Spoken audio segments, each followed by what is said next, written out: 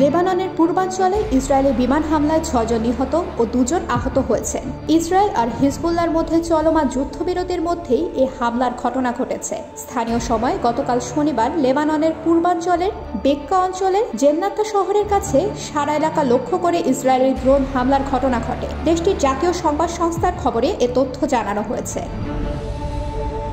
ইসরায়েলের সামরিক বাহিনী এক বিবৃতিতে জানায়, হিজবুল্লাহর কৌশলগত অস্ত্রের উৎপাদন ও সংরক্ষণাগারকে এই হামলার লক্ষ্যবস্তু বানানো হয়েছে। বিবৃতিতে আরও বলা হয়েছে, ওই লক্ষ্যবস্তুতে যে ধরনের কর্মকাণ্ড চলছিল তা ইসরায়েল আর লেবাননের মধ্যকার সমঝোতার স্পষ্ট লঙ্ঘন। দুই পক্ষের মধ্যে গত ২৭ নভেম্বর যুদ্ধবিরতি চুক্তি সই হয়। এই চুক্তির মাধ্যমে ইসরায়েল ও লেবাননের হিজবুল্লাহর মধ্যে সংঘাত বন্ধ হয়। চুক্তি কার্যকরের পরও বিভিন্ন সময় লেবাননে হামলা চালিয়েছে ইসরায়েলি বাহিনী।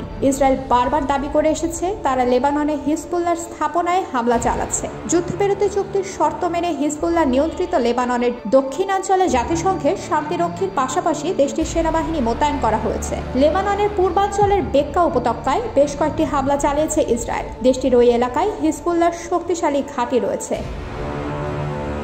গত ৩১ জানুয়ারি লেবানন সিরিয়া সীমান্তে ইসরায়েলি হামলায় অন্তত ২ জন নিহত হওয়ার খবর পাওয়া যায়। ইসরায়েলি বাহিনী দাবি করে তারা হিজবুল্লাহর একাধিক স্থাপনায় হামলা চালিয়েছে। ওই সময় বিমান হামলার সমালোচনা করে হিজবুল্লাহর কর্মকর্তা ইব্রাহিম মাওশোয়েরি বলেন, এটা খুবই বিপজ্জনক লক্ষণ এবং ভয়াবহ স্পষ্ট আগ্রাসন। তিনি লেবাননে ইসরায়েলি বাহিনীর অব্যাহত হামলা বন্ধের আহ্বান জানান।